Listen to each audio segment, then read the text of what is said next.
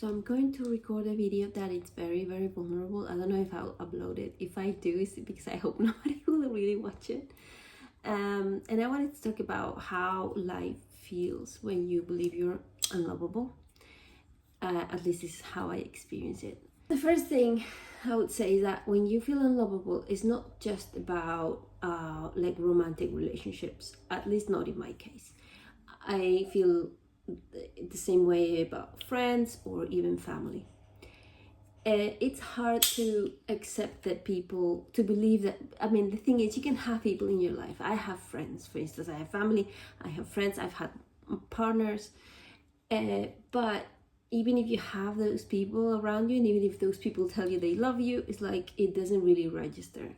You always waiting for the other shoe to drop. It's like, yeah, you say that because maybe you feel it now, but probably not tomorrow, or not the next day, or not the next week, or you will get tired of me, or at some point you will see something that you dislike, or like you believe that at some point that person is not going to like you anymore. That's when you believe that they love you, which already gets it takes you a while to believe that, and many times you don't even believe that first part to begin with.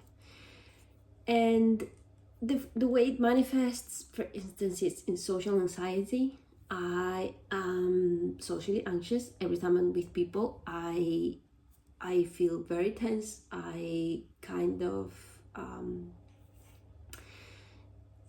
I'm not like performing a complete new different personality, but I'm very well aware of what I am saying, how it's going to be perceived. I'm like having this inner dialogue while I'm talking to the other person. I'm like, be mindful to say this, don't say that, pay attention, you talk too much, you didn't talk enough, you let them talk, ask a question, don't ask more questions, that thing you said they didn't like it. It's like I'm constantly monitoring myself in order to avoid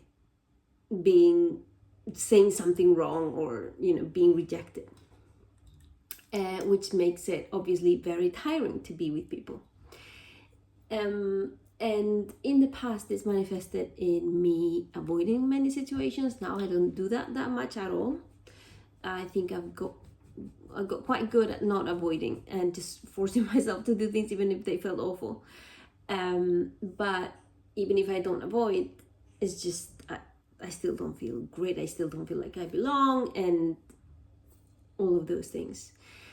You could say go to therapy. I've been to therapy for 10 years. Like, I've done a lot of therapy. I've done a lot of work on myself, journaling, meditating, like lots of things. Learning a lot about myself and many things. I don't know how to, like, even if I'm very aware of what's going on, I don't know how to not feel this way. That's the thing. And another thing that one of the way it manifests is that life feels a little bit dull. It's not that there's no joy possible. It's not true. There is joy, and I think actually there's a seeking of pleasure to kind of like deactivate or diminish that dullness. And in my case, for instance, that means eating. Food is my main thing. Thank goodness I didn't use other more harmful substances. I never did that. So I am grateful mine is quite harmless. So food is one of them, yes. Entertainment, yeah, but it is always like seeking something that is gonna give you a bit of a spark so you can like keep motivated to do things, because if not, you just are deflated. Like, that's what I mean. Like, life feels a bit dull, a bit like, and I think that at least in my case, it's gotten almost kind of worse with time. Like, before it was way more unstable. Like, I have tremendous mood swings. Now all of that has like it's more stable, but I also had more hope in a way that things could be different before, but after trying many things and many things to heal myself, many things to improve, many things to feel better, many things to like different partners and like and different like putting myself out there, like after doing many things and seeing that I don't really feel that much different in a way. I don't really get to feel loved or to feel like I belong and all these things. So then it's like I feel less hopeful than I used to do, than I used to feel. So that's why I mean that it's a little worse in a way. It's like I've given up on the idea of like, oh, I'll find this thing and this will make it. It's like I just don't know what. I mean, I'm sure there are more things to try. I just don't know what else to try, to be honest. And especially this last few years, I've had a few like bad experiences in that sense of like being abandoned or rejected, and that made it also worse. So yeah, that's so social anxiety, this life feeling a little dull, which obviously is there's like also depressive episodes when there's sometimes it's because something happens, and that something doesn't have to be something huge happening. It's just you feeling suddenly it's something triggers that one, and then you feel isolated or rejected, like you don't fit in, or all these things, and then that may trigger an episode. And sometimes it's just because it's like almost like a cumulative effect, you know, how like life gets very heavy. You have to put a lot of effort in to be able to do things, because it's like you don't have battery in a way, and then sometimes you just, because you don't have you're too exhausted, you're burnt out, you don't even have enough battery to force yourself to do things without battery. You're just like, ugh. So then you cannot achieve the things you want, and then that also may trigger some depressive episodes. What else would I say about this? I know it's a me problem, meaning like it's not as I say, I can have people telling me they love me all day long, and it's like it's hard to believe it. So I know it's something that it's in me, and I need to love myself, and like I know all of that, all of those things. I'm not blaming anyone for it. But it's hard. It's hard. Sometimes it's like I notice that, like, yes, I say like life feels very dull, like the colors are a little muted, like everything's like, so it's hard to know where to pull from to get the energy to keep going. And another way in which it manifests is fear of vulnerability. Like when, like I've learned to be good at surface social relationships. I didn't know how to do that, but I've learned. So I can go to a place and appear very open and friendly and ask many questions. For instance, that's one of the techniques I have. I don't know, other things. But when it comes to that moment of feeling that somebody's really getting to know you, that is very hard. That then the wound is like activated. Like, you see, this person is gonna reject you. You see that you're gonna say something and they're gonna think you're weird, or they're gonna think that you are a bad person, or you're not interesting, or you're too emotional, or I don't know, or they are disappointed. Because one of the things that happens is that people, when, I mean, I don't know how to say this, but like people don't imagine that I feel this way when they meet me. So I think they create an idea of me, And then I'm scared that they're gonna be like, ew, when they get to really know me. And because I know that a lot of people feel this way about people that don't have a lot of self-esteem, or they have some they feel like sad or things like that. They're kind of repelled by that. And so it's when they see me, they get an idea, and then it's like, oh no, they're gonna be disappointed at some point. And so that's the scary part of that vulnerability. It's like, oh, I'm gonna be really seen. And that makes it, and the thing is, it's like a catch-22, because that fear of being seen makes you act in a way that is not, I mean, it's a real me, because this is happening to me, obviously. I'm not making it up, but I know what I am like when I feel safe, and I know what I am like when I feel unsafe.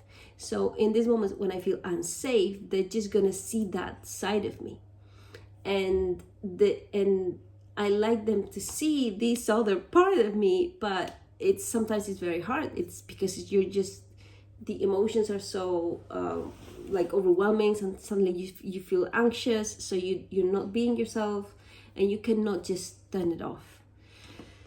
So it's very frustrating. It's like, oh my God, if they get to really know me, the me when I feel safe and I feel empowered, and then I think they will like that much more. But but I just, when I feel vulnerable, it's like this wound gets triggered, and as I say, it makes me act in a different way.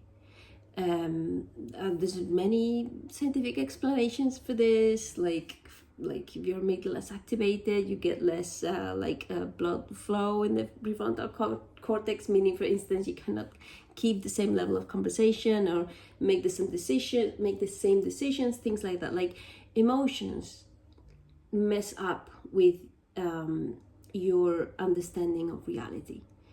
And I bet you've experienced this, when you at some point, you're sleeping somewhere and you're alone. Imagine you're in a new place and you're alone, and then you're getting a little scared, and you start hearing like weird noises, like the floor cracking, and your mind is making up all these scenarios, like there's someone entering in the house, and you start like psyching yourself up. This is what happens. Like, these emotions hijack your vision of reality. And then you wake up, in the mornings, like, oh my God, this house is beautiful, and I was just like so silly, for worrying about nothing. You know what I mean? Well, this is a little similar to what happens. It's like you're hijacked by these emotions, this fear. Therefore, you're not being really yourself. You're not really seeing the situation clearly. You're not reacting clearly, and that's the version of you that the other person is going to see, and maybe they will not like that. And so that's why I mean, it's a catch-22. It's like, oh my God, I'm gonna be triggered, and then they're gonna see this, and then I'm gonna like it, and so therefore you're more triggered. Is a bit tricky.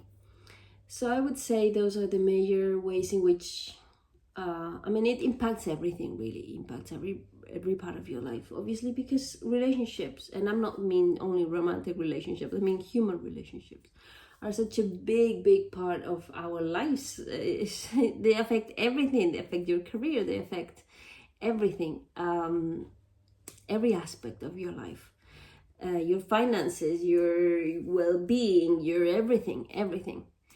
So when you feel this way, it affects everything. And yeah, as I say, at this point, I am I'm just in a phase of acceptance, I guess, and I'm trying not to feel so ashamed about it. At least it's like, okay, this is how I feel, uh, what can I do? What can I say? Instead of hiding it, I was hiding it for so long. I was trying so hard to not let anyone see how much I was struggling. And now it's like, okay, and hiding it while trying to fix it. And now it's like, okay, I'm not finding a way to fix this, but I don't want to hide it anymore. At least I want to live in acceptance. And I don't know if I will fix it at some point. I think that I hope that accepting the reality as it is right now is going to help me get there, instead of like only accepting the version of me that is healed and is a certain way. I think that kind of feeds the cycle of feeling unlovable and not good enough and all of that. But I don't really know. I'm just surrendering, I guess. And I mean, I can speak about it calmly, but it's not. I mean, if you know it, if you've experienced it, you know how much it hurts and how difficult it can make everything. So yeah, I just wanted to do a video about it. I think I'm gonna upload it. Nobody's watching anyways, so who cares? And yeah. Sometimes, you know, the thing is like I'm always like I'm a bit anxious, so I'm always like holding on to something to worry about, and the thing I'm holding on to the thing I'm holding on to worry about is like, if I don't get out of this and I don't find some joy to get me going, how am I going to live life? Because it can get quite difficult. At the end of the day, feeling lovable, it's and feeling that there's a reason why you exist and that you're valid is like not having that, as I say, is like not having, like, as your light is turned off, and it's hard to wake up every day and find the energy to do things and to keep going and to have hope, because it's like, yeah, it's like being heartbroken. Have you ever been heartbroken? That's it. Well, like that every day. So it doesn't have to be super intense, like when you're in the middle of a super heartbreak and like, oh, you feel like you're dying. It doesn't have to be that level of intensity, but it's a bit like that, like, oh, like everything feels dark. So yeah, I think that's all.